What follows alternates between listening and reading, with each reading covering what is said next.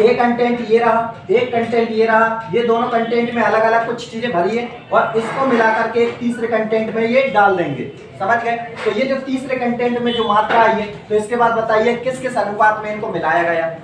समझ गए? तो किस किस अनुपात में मिलाया जाता है, तो अनुपात हम यहाँ से निकाल करके लाएंगे। आप जरा एक और चीज समझ लीजिए कि यहाँ पर हम इसको जमाएंगे कैसे मिश्रण को। तो जमाने का मतलब ये होता है कि हमेशा यहाँ पर समान क्वांटिटी जमेगी। पहली बात क्या जमेगा? समान क्वांटिटी। ठीक है, समान क्वांटिटी का मतलब ये है कि अगर यहाँ पर आप पानी ले रहे हैं तो यहाँ भी क्या लेना पड़ेगा? पानी, और बीच में भी क्या लेना पड़ेगा? पानी। ठीक है, और इसके बाद इसमें से इसको घटाया जाएगा और ये घटाने के बाद जो भी आपको मिलना है तो यहाँ पर अनुपात मिलेगा। क्लियर हो रही है बातें? तो ये जो पानी का आपने क्वांटिटी ली है, मतलब आप मात्रा ले रहे हैं, तो मात्रा के बाद जो आपको अनुपात मिलेगा ये मिल जाएगा आपको रुपए का अनुपात। समझ गए? या फिर अगर आपने पहले रुपए लिया है तो नीचे किसका मिल जाएगा? मात्रा का अनुपात। कोई दिक्कत परेशानी? अब ये सॉल्व कैसे किया जाता है वो समझ लीजिए। जैसे कि अगर मान लो कोई 20 रुपए वाली कोई चीजें थी और कुछ 15 वाली थी, इन दोनों को मिक्स करके 18 के हिसाब से बेच दिया गया। क्लियर हो गई बातें? कुछ 20 के हिसाब से लिए और कुछ 15 के हिसाब से, और इन दोनों को मिलाकर कितने में बेच दिया? 18 के हिसाब से। तो ये जो चीजें आपस में मिलाई गई है किस अनुपात में मिली है, इनको निकालने के लिए हम क्या करेंगे कि ये जो बड़ी वैल्यू रहती है, अच्छा ये एक और चीज समझ लीजिए, ये जो बीच में वैल्यू आएगी ये हमेशा एवरेज वैल्यू रहेगी। एवरेज बोले तो औसत वैल्यू। कौन सी वैल्यू? औसत वाली, जो बीच में बेचता है बाद में। ठीक है, और ये आपकी खरीदी हुई वैल्यू है। क्लियर हो गई चीजें? जब इनको मिक्स करके ये बेचेगा तो आपको हमेशा ये ध्यान रखना है, ये जो बीच में वैल्यू आती है एक से छोटी और एक से बड़ी रहना चाहिए। समझ गए? तो ये आपका जमेगा, अन्यथा आप गलत हो। अगर आप यहाँ पर 22 रख देते हो तो ये गलत है। कैसे? ये देखो 20 से तो बड़ा हो गया, लेकिन ये 15 से भी बड़ा ही है। ठीक है ना? तो इसका मतलब ये है कि यहाँ पर जो एवरेज वैल्यू आती है हमेशा कैसी होना चाहिए?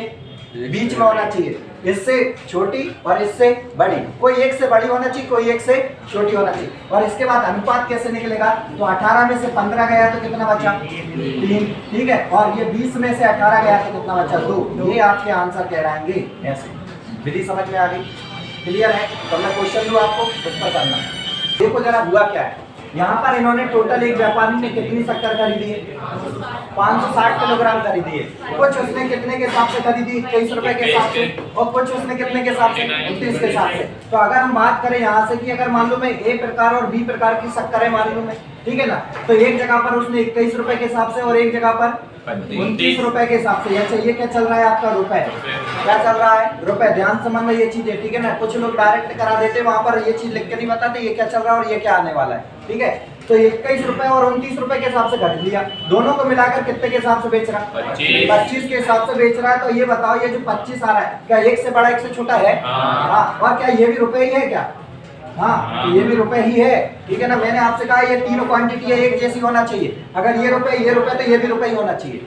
अगर ये लाभ है तो ये भी लाभ होना चाहिए। ये हानि है तो ये हानि होना चाहिए। ये कॉस्ट प्राइस है ये कॉस्ट प्राइस है, ये भी कॉस्ट प्राइस होना चाहिए। बात समझ में आ गई? सभी चीजें एक जैसी होना चाहिए। ठीक, इसके बाद अब आप क्या करेंगे? घटाएंगे क्रॉस में। क्रॉस में घटा दीजिए। देखो 29 में से 25 गया 4, इधर 21 में से 25 गया, ये बचा 4। 4 अनुपात 4 है, दोनों काट दो, कितना बचा? 1 अनुपात 1। ये क्या आ गई भाई?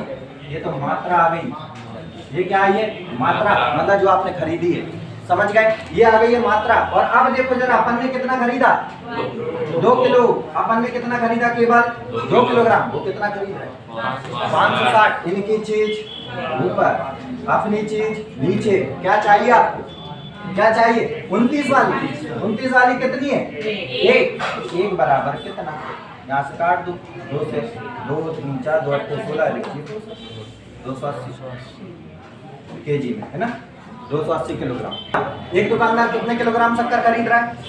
700 किलोग्राम शक्कर बेचता है। खरीदता बात एक ही है। ठीक है, चलो बेच देता है। इसमें से वह कुछ भाग कितने परसेंट लाभ पर? 14%। और उसमें से फिर बचा हुआ कुछ भाग कितने परसेंट लाभ पर? 19% लाभ पर। और कुल कितने लाभ पर? 16% लाभ पर। तो आपको ये बताना है कि 14% लाभ पर जो है ना वो कितने किलोग्राम उसने शक्कर बेची है, बस इतना बताना है आपको।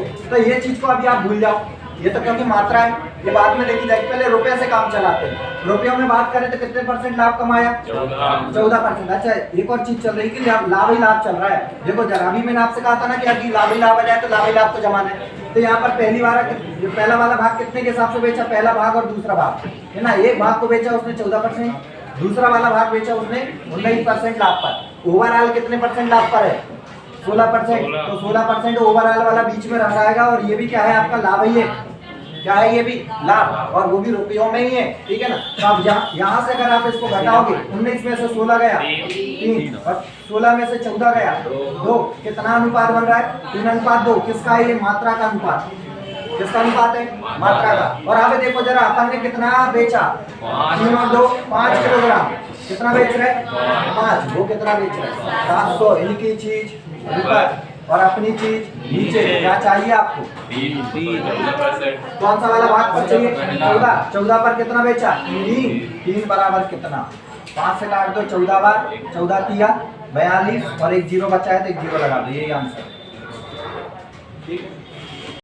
एक व्यापारी 17 रुपए प्रति किलोग्राम पर कुछ चाय खरीदता है, दूसरी चाय 22 रुपए प्रति किलोग्राम के हिसाब से खरीदता है और दोनों को मिलाकर कितने के हिसाब से बेच देता है? 24 के हिसाब से। और फिर भी कितने का लाभ कमा लेता है? 20% का लाभ कमा लेता है। तो दोनों चाय को किस अनुपात में मिलाया गया है ये बोलना चाह रहा है। अगर आप जमा भी देते हो गलती से तो देखो जरा, मैं भी गलती से जमा ही देता हूँ, कोई बात नहीं। देखो जरा, एक वाली चाय कितने की? 17, दूसरी कितने की है? 22 और दोनों को मिलाकर कितने में? 24। मैंने आपको क्या बताया था इसमें?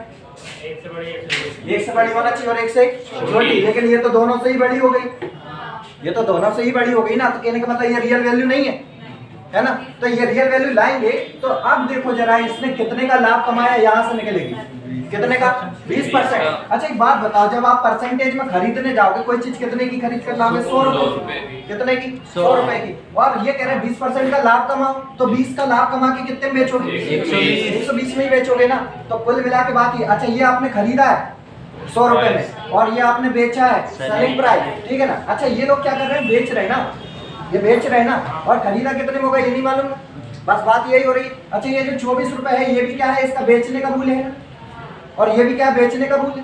बात यही हो रही है। तो एक बात ये देखो जरा इसकी, कि अगर हम कहें ये 24 रुपए में बेचा है तब इसको 20% का लाभ हो रहा है। तो अब अगर हम बात करें तो ये लोग कितने बेच रहे हैं? 24 रुपए में। अपन कितने बेच रहे हैं? 120। उनकी चीज ऊपर, अपनी चीज नीचे। खरीदा कितने में था? 100 में। 100 बराबर कितना? यहाँ से काटो 24 पंजे 120 और 5 से ये 20 बार कट गया। ये समझ में आया? और बस यही है वो 20 रियल वैल्यू। और अब देख लो आप, एक से बड़ी एक से छोटी हो गई, एक से बड़ी एक से छोटी। बस यहाँ से अब आप काट दीजिए, घटा दीजिए।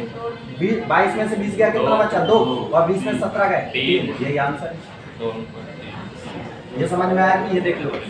देखिए एक व्यापारी 31 रुपए के हिसाब से कुछ खरीदता है और दूसरा कुछ 38 रुपए के हिसाब से खरीदता है। दोनों को मिलाकर कितने के हिसाब से बेच देता है? 38.5 रुपए के हिसाब से बेच देता है। और फिर भी कितने % का लाभ कमा रहा है? 10% का लाभ कमाता है। तो बताना है कि किस अनुपात में उनको मिलाया गया था। तो यहाँ से अगर हम बात करें तो एक प्रकार का ये है और दूसरे प्रकार का ये।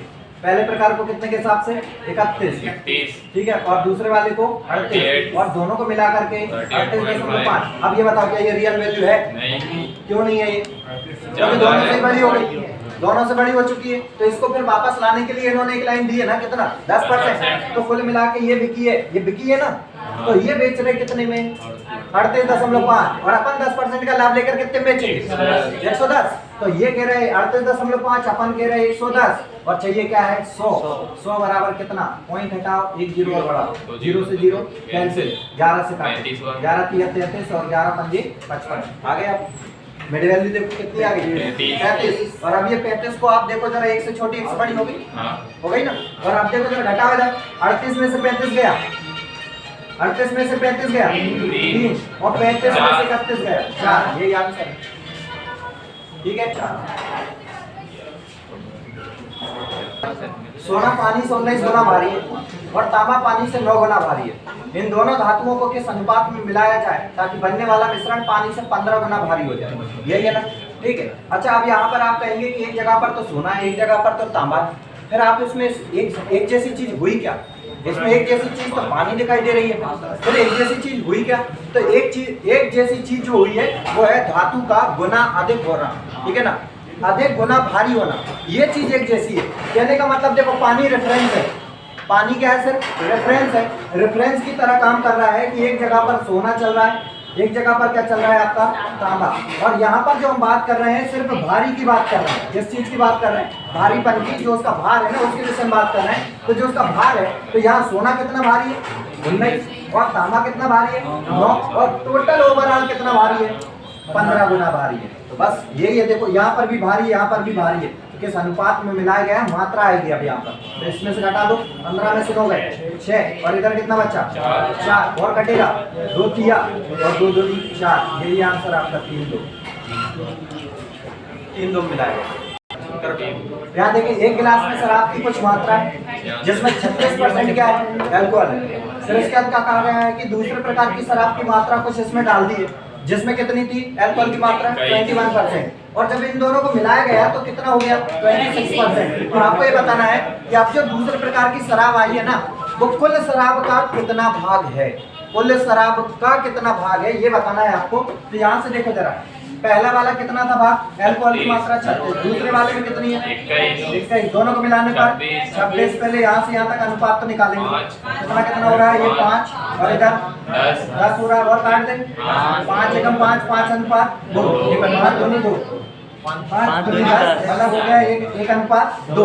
अब यहाँ पर अगर हम बात करें तो एक प्रकार की का 1 है और दूसरे प्रकार की 2, कुल कितनी है कुल तो मात्रा 3 ही है ना, और आपको चाहिए कौन सी कुल मिला के बात ये हो रही कि 3 में से 1 ये है और 2 ये है, और आपको बताना दूसरे प्रकार तो 3 में से ये जो 2 है ना ये कितना भाग होता है ये बताना है। 3 में से ये 2 कितना भाग है, तो 2 कितना भाग है 3 में से, तो 100 पर कितना है ये परसेंटेज में निकालने के लिए बात है, ठीक है। तो 2 में अगर आप 100 का गुणा करेंगे तो हो जाएगा 200 और भाग लेंगे 3 से, 3 6 18 बचा 2, फिर उतारिए 0, फिर 3 6 18 कितना बच गया 2। अब देखो जो बचा है ना उसको शेष को ऊपर लिखा जाता है, ठीक है ना, और जितनी बार भाग गया है उसको साइड में लिखेंगे। तो ये हो गया 66, बचा कितना है 2 ऊपर, जिससे भाग दे रहे थे वो नीचे, और परसेंटेज में ये आपका आंसर है 66 सही 2 बटा।